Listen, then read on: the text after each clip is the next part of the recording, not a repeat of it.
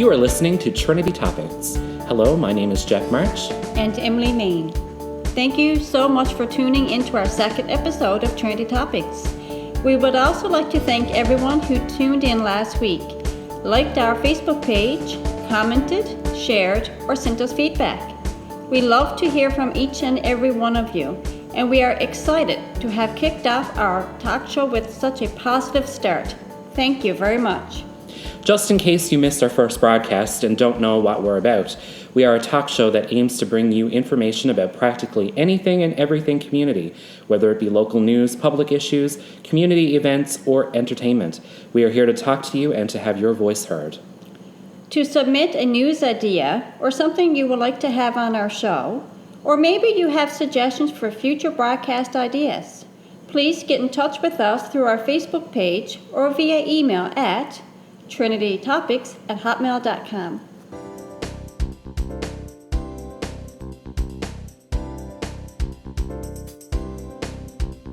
In local events, the Upper Trinity South Navy League will be having a family-friendly goods bingo on Friday, February 10th at the Community 5 Lions Club in Dildo from 8 o'clock p.m. until 10 o'clock p.m. Doors will open at 7 o'clock p.m. To have your event aired on our show, please get in touch with us at trinitytopics@hotmail.com.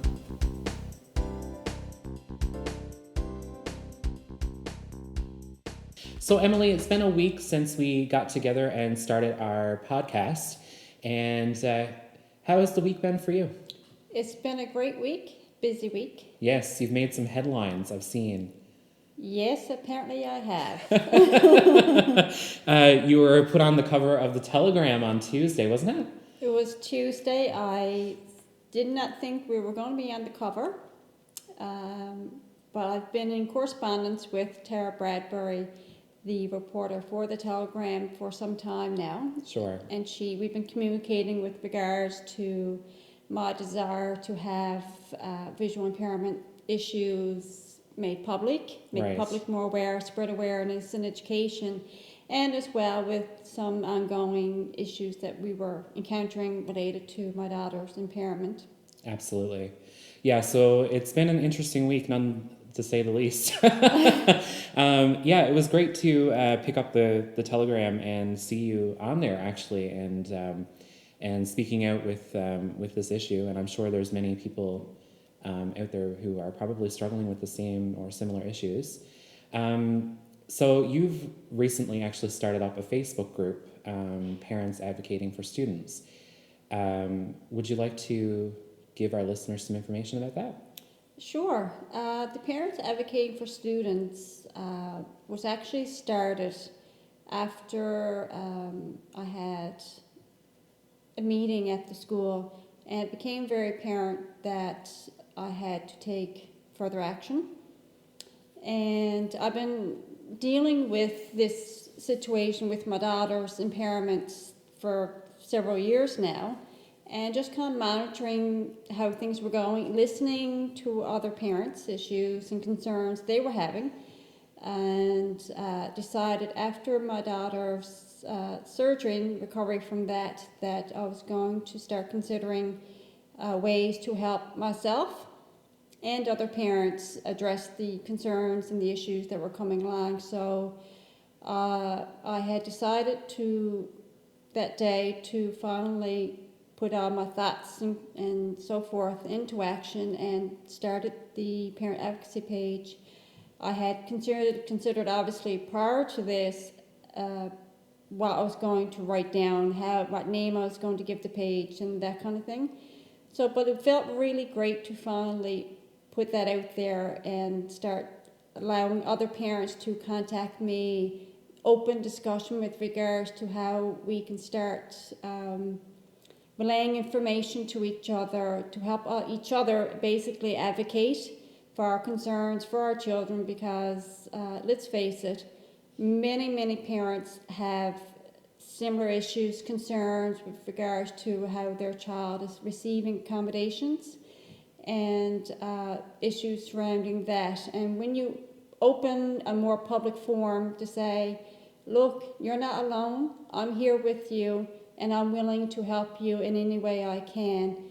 And I must say, I've gotten a lot of positive communication from parents helping me and me helping them. And I think at the end of the day, that's what it's about, empowering parents to help each other, to ultimately help our children in school. I have to say it's not surprising at all, actually, to hear that you're getting this feedback. And I mean, Right. Bringing awareness to it at a public level for people who don't necessarily have it going on in their lives, or people in their lives who are affected with visual impairments, is very important as well, because I mean it helps with their education and For makes sure. them more informed Right. and able to help out in any way with people who may have these impairments.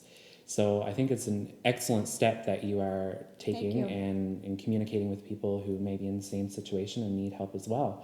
And you're certainly becoming a voice, and it's evident that it's getting attention if you've been on the Telegram on Tuesday. So For sure. yeah, it's perfect. And I ultimately, when Brittany and I had discussed, because I don't do anything without consultation with her, Of course. and she as well wanted to bring more education, more awareness to the visual impairment aspect to the schools, to help other children, and early education as well, to try and grab those children early on that has some visual issues that can easily be overlooked in a classroom setting. But whereas if we provide some early education to these teachers, and these teachers are educators, so they obviously want to learn and ways that they can help their students, and by providing them with tools whereby they can indicate and see a situation that they can monitor quickly early on, then we can implement early support to these students. And as well, provide more education to the schools who currently have visually impaired students, because for me, it was a learning experience. I wasn't fully aware, and I can totally understand how the general population in Newfoundland and Labrador would not have this general awareness either. So it helps to give you a better sense of what these visually impaired students are going through on a day-to-day basis and their challenges.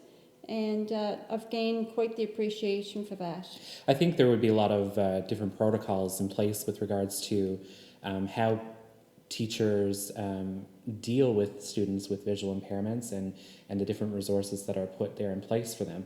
And I think it's really great to see you touching on all of these aspects and trying to outline what they are, and trying to implement some change to that as well, because I mean you had mentioned before that your daughter kind of goes along the borderline with, Right. with some of the help that's available. Exactly. And you're trying to fight for some extra help there as well. That's right. With the visual impairment, and I wasn't aware, of course, when we had first applied and had her assessed for a visual itinerant.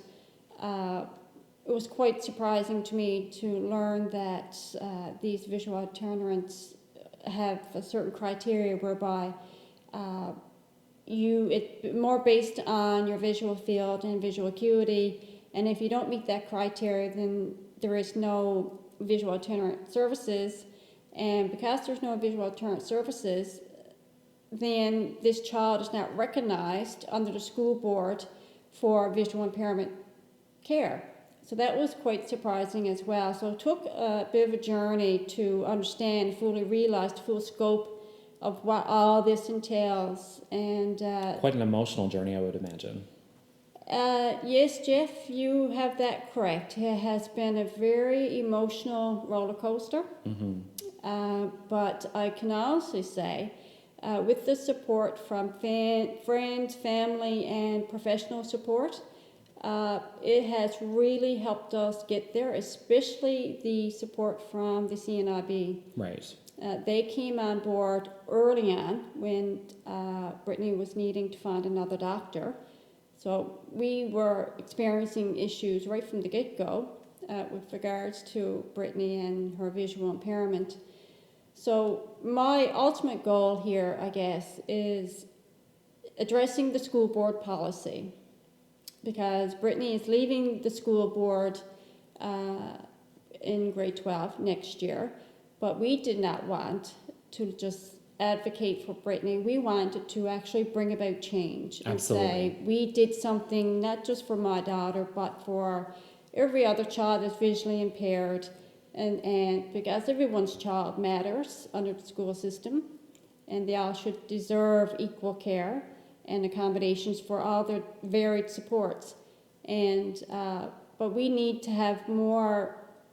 I'm proposing to have a visual impairment assessment drafted, and so that we can say, yes, we recognize all visually impaired students under whatever spectrum that they fall under, because that's a very unique situation, and we need to address that and give them the respect of what that entails. Absolutely. Well, good for you for standing up for something that's so important and bringing awareness to it. I can imagine that you must feel pretty good after the course of the week and hearing back some feedback from people from the Telegram. I do. I'm also saddened in a way as well, Jeff, because this is not a step that I would have preferred to take. Of course. I would have preferred that all these supports and accommodations were recognized in the get-go, whereby I didn't have to go public. Right. Because that's not who I am. But I had realized that in order to bring about change, sometimes you do have to take those measures. And in doing so, I think, and I'm hoping that people will now start feel comfortable in coming forward and speaking about their child's accommodation issues, and realize that I'm standing up for not just visually impaired students, but I'm also standing up for your child as well, and any accommodations that they should be getting. Absolutely. Perfect. Well, on today's episode, we have guest Brenda Baker, who is a teacher in Labrador City, and she's going to be talking about her blog. And as well as we have guests Leila Brown and her son Dillon, who are organizing some fundraisers for a trip that he's taking to BC for soccer. And we also have a musical excerpt from their band named Shillon. So without further ado, let's get started. Brenda Baker has been teaching for the past 16 years in Labrador City. She is a creative poetry writer and has a poetry blog that has many devoted followers, including people of Trinity Bay. She's currently in the process of having a poem entitled Mist of Confusion, published in a book called Where the Mind Dwells. Brenda is also an active online supporter to other poetry authors. Welcome to our show, Brenda. Well, thank you very much, Jeff. Thank you so much. Allow me to say, excuse me? We're so excited to talk to you and talk about all things poetry. Yes, it was my honor to be on your show. Oh, thank you. First of all, Brenda, when did you first discover your love for writing poetry? That would have been back when I wrote my first poem, which was Mist of Confusion. Oh, wow. So Mist of Confusion is actually your very first poem you've ever written. Yes, it was. Actually, it was on a Saturday morning. Wow. It's amazing that they would, that it would actually be noticed right off the bat for publication in a book. That's amazing. Yeah, that was sheer, I would say, luck.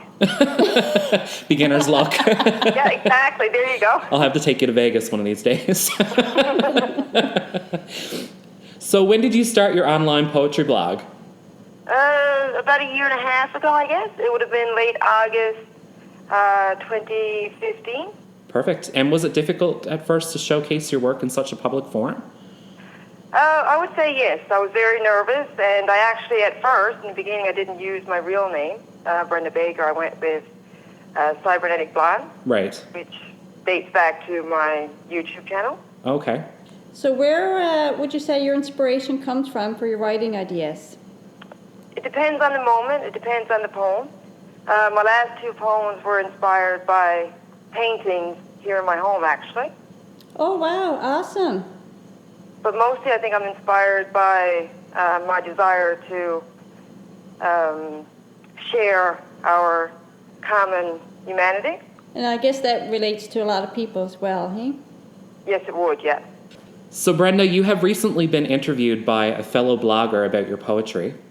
Would you say that bloggers are supportive of one another? I would say absolutely. When I first started blogging, I didn't even realize there was such a thing as a blogging community.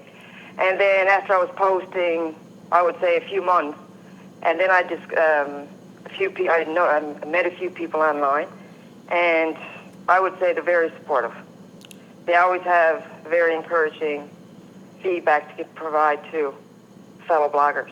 And it's like just developing a community, I guess, when you get in touch with other people, right? Yes, it is. Yeah. Brenda, you tackle many different topics. Would you like to tell us about some? Let's see. Many are about, I've written poems about racism, abuse against women, things like that. Are you ever concerned about how your readers might react? Sometimes, in the beginning more so than now, but usually I will take a deep breath before I post a poem sometimes. Absolutely. So it becomes more natural after and less stressful, more or less. Yes, as time goes on. Yes, for sure. More comfort. It depends on the poem as well and the topic. Yeah. So about how long does the whole process take from writing to uploading a finished poem? The actual writing of the poem doesn't usually take very long. It's the finding the pictures that I like to include with the poems that tends to take longer. Right. So it can take anywhere from a couple hours to 5 or 6 hours, depending on how long it takes to find the pictures. Right. So you say that it doesn't take really long to write the poem itself, but what exactly happens in your writing process? First draft is usually just free flow. Right. I sit, I write, and I'll look at it afterwards, see where it's at. And then I'll usually go through an editing process. Right. I find that some of the work that you've posted is very heartfelt and very in depth, and to me, it's really surprising that you say it doesn't take very long to write something of that nature. I mean, it's so thoughtful. So. Oh, well, thank you very much. It's awesome. So you spoke about how you include the pictures with your poetry. Obviously, where it takes a longer period of time to include those pictures, it must be a very important part of your process. It is.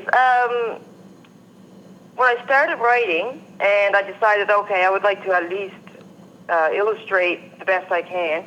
And when I can, if I'm lucky enough to find the right pictures, I'll try to extend the meaning of the poem through the pictures that I've found. It really adds a bit of art form there to it, doesn't it?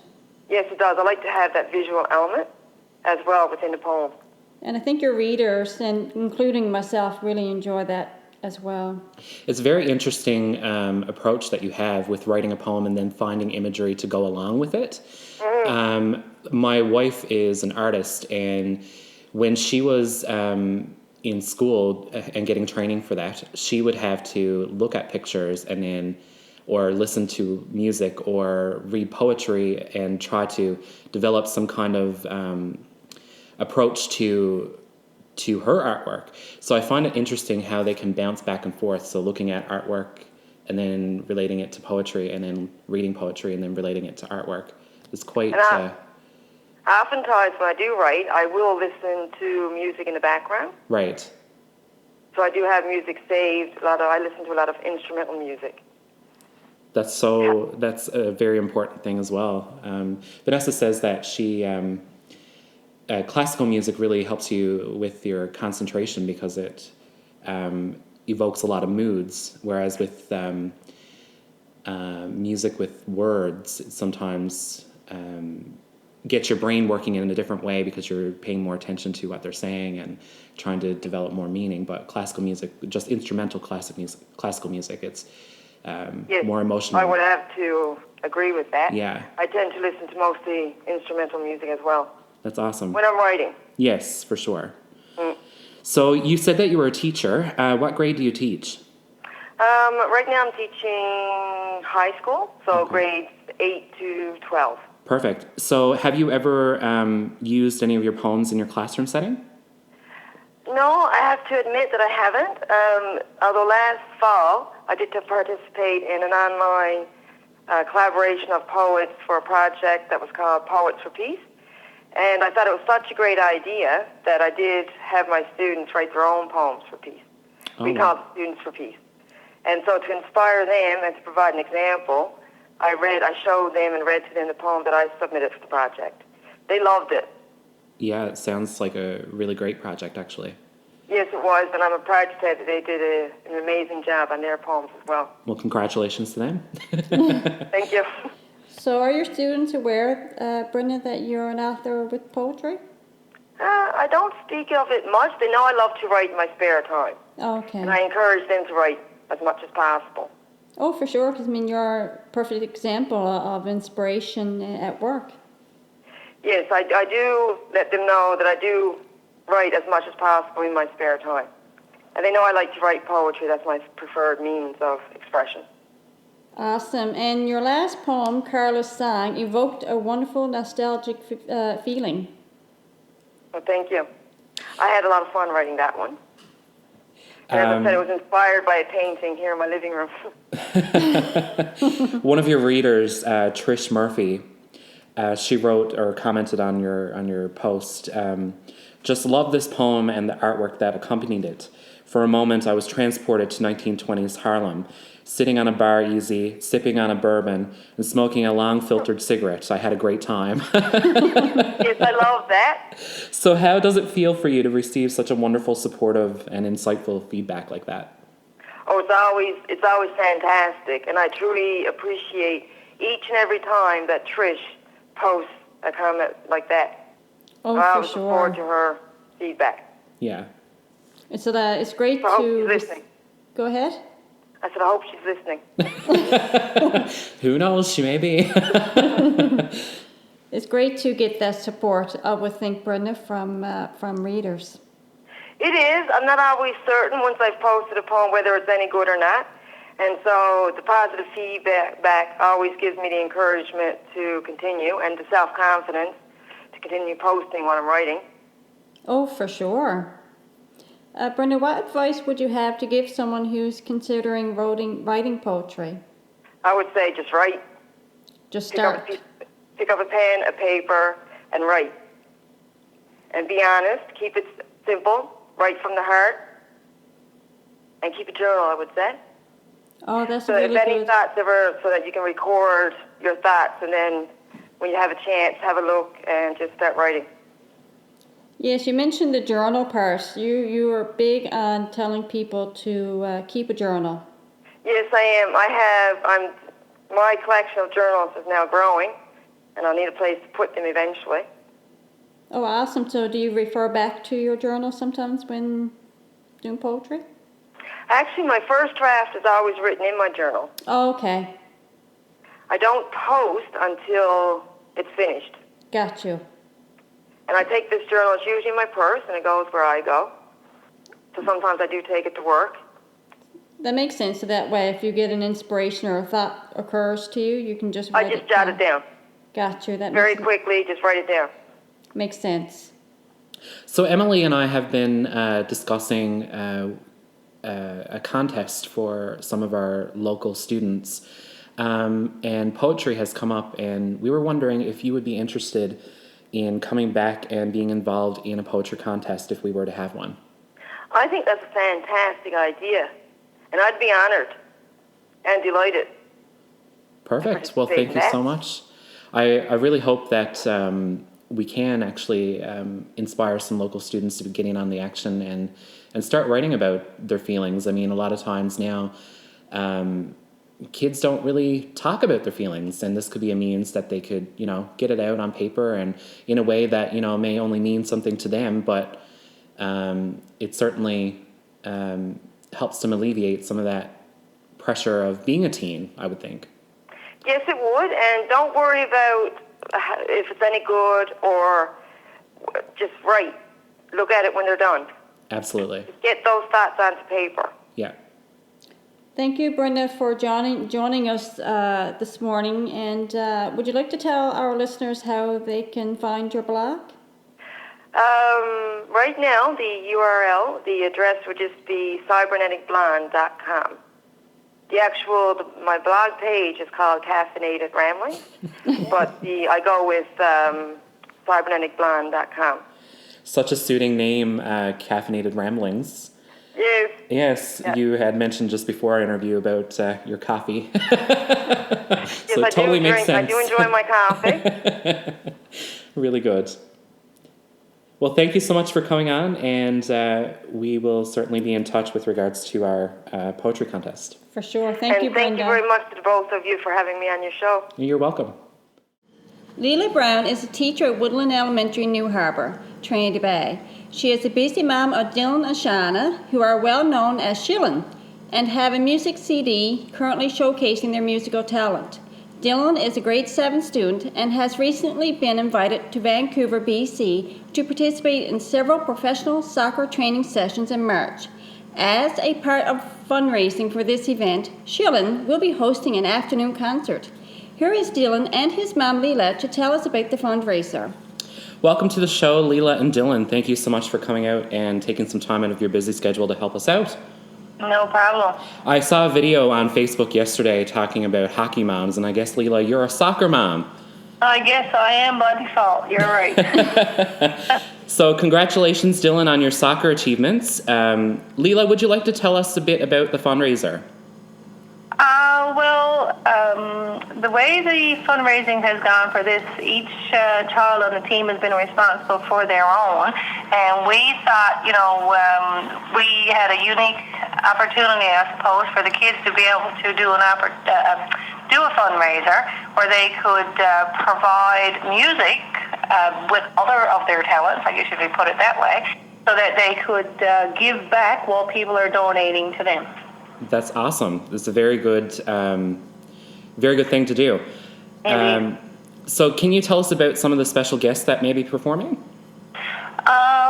We have Marina Brownell and Clarence Mullen, who have been staples in our life, very good friends, and wonderful musicians, of course. They've agreed to come and just give them some backup support with their music because sometimes, say, for example, when they're playing a fiddle tune, accordion tune at the same, play fiddle accordion at the same time into one song, you feel like that there's a need for a guitar there. So, the band needs to grow in those particular situations, right? Absolutely. And we also asked Richard Woodrow to come along because, believe it or not, I guess they got their first TV appearance with Richard when he invited them to be on A Night of Music a couple of years ago. And Richard is well known in the area too, and a lot of people enjoy his music as well. So we thought, we'd put a bit of variety in the day. Absolutely. We did ask Greg Walsh to come, and he would be the fiddler of the Maskless Men, also the writer of the song Generations, which kind of has become a little signature song for Dillon, I suppose. And because of an event that was postponed a couple of weeks ago due to weather, it got rescheduled for the same afternoon as our concert. So unfortunately, he's not able to come. Oh, that's too bad. Yeah, we're disappointed, but understanding that, Yes. those happen and weather prevents things from going as planned sometimes, right? It's the life of a musician. Absolutely, but Yeah. the weather's been on our side this weekend. I Yes, can't believe absolutely. Leila, would you like to tell us about the wonderful community support that you have received for this fundraiser? Well, people have been really kind. I kid you not, because this being kind of a different fundraiser, whereas we're not going out and, selling tickets on things and so on. And we explored that option too, but just in the interest of time, because Dillon goes to St. John's Tuesdays and Thursday nights for soccer practice, plus quite often he has practice on weekends. So, with that work and whatever time is limited.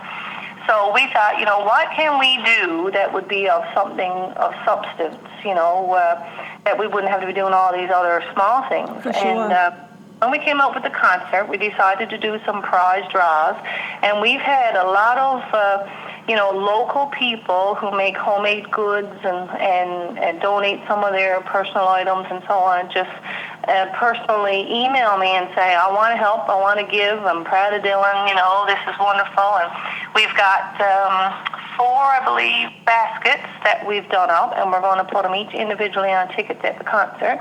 And we also have a basket that we did up for a door prize. Fantastic. Yeah, wonderful. I really love the outpouring of support of community for this. It's really good to know that where your roots are, and and all the people that are around you are so supportive of something so big. I mean, Dillon, how long have you been playing soccer? Well, I started playing soccer when I was 3 because I was really shy and Mom wanted to try to get me out of it. Go, Mom! So we went over to Harbor Grace first, and when I was 9, I moved into St. John's Soccer Club. Oh, wow. And where is your home team, Dillon? In fact, in St. John's Soccer Club. Oh, fantastic. So, Dillon, what is the difference between a provincial team and the Whitecaps team in BC? Well, the provincial team, what happens is all the teams around Newfoundland and a couple from Labrador come to Newfoundland for this one weekend, and there's scouts there, and they pick people to be on the NLSA team. Right. And then when they're on the provincial team, they can get like more or less scouted for the Whitecaps team. And the Whitecaps team is a higher level of playing than the provincial team. Oh, wow. Wow. That's What good. it is a training program here that's sponsored by the Whitecaps in BC.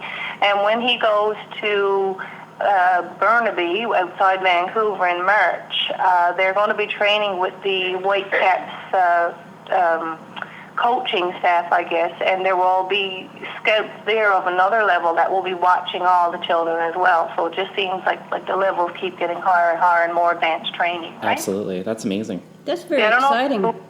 On the news last year, NLSA signed a partnership with the Whitecaps, and this is a first-time thing. And what they wanted to do was partner up here to look for children.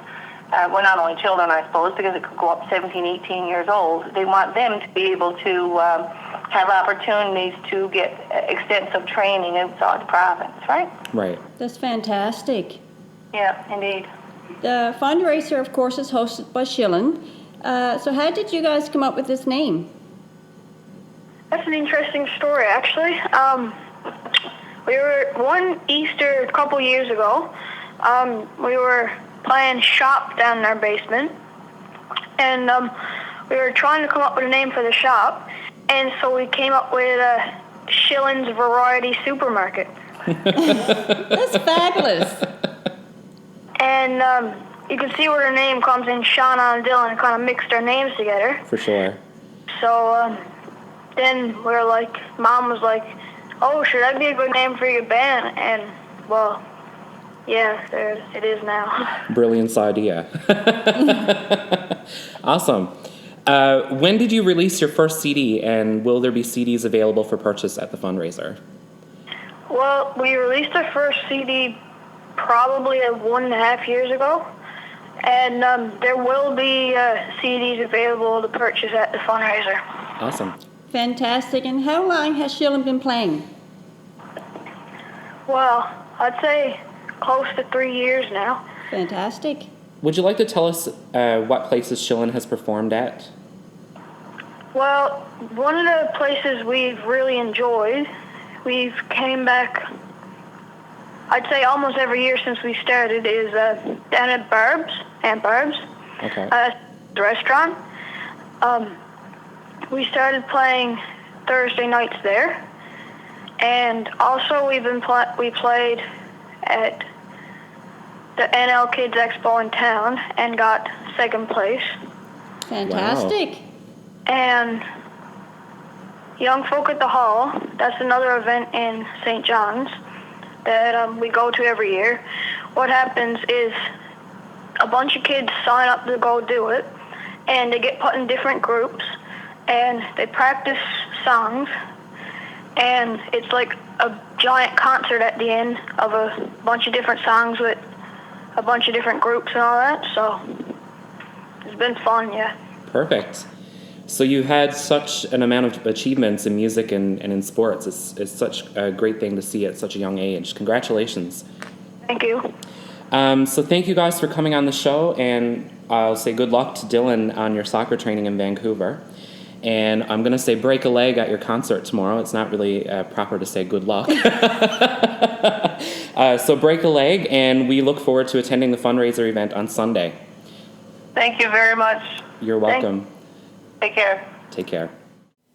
This week's musical selection is brought to you by Shillon with their cover of Generations, a song by Greg Walsh.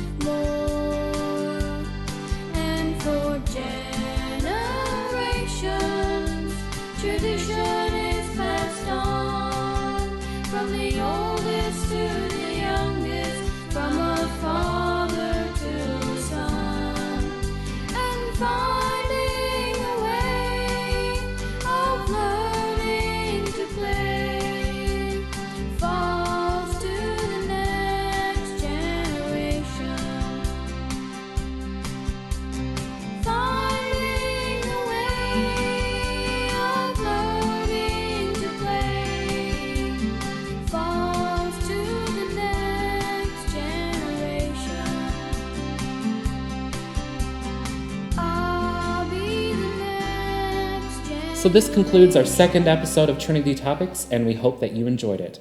Thank you so much for tuning in and listening to us this evening. If you have any suggestions or comments about our show, please get in touch with us on our Facebook page or via email at trinitytopics@hotmail.com. And a big thank you to our guests, Leila Brown, Dillon Brown, and Brenda Baker. And again, thank you so much for listening, and we hope that you all have a pleasant week. Ciao!